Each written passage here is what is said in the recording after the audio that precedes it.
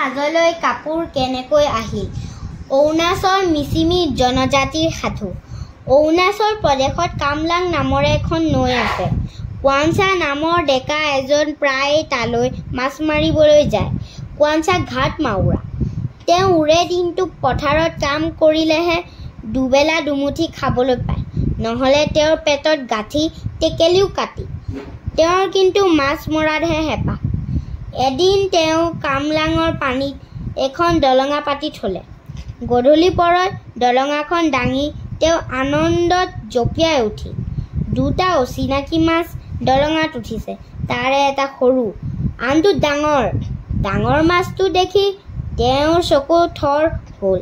ঘৰলৈ নি লাওৰ খোলা এটাত ডাঙৰ মাছটো জীয়াই থলে আৰু সৰু মাছটো খালে। পাছদিনাখন গধূলি কামৰ পৰা উভতি আহি কোৱানচাই তেওঁৰ ঘৰটো কাপোৰেৰে ভৰি থকা দেখিলে। এদম কাপোৰ। কোনে বাৰু আনি থলে কাপোৰৰ দমটো? বিস্ময়ত তেওঁৰ চকু কপালত উঠিল।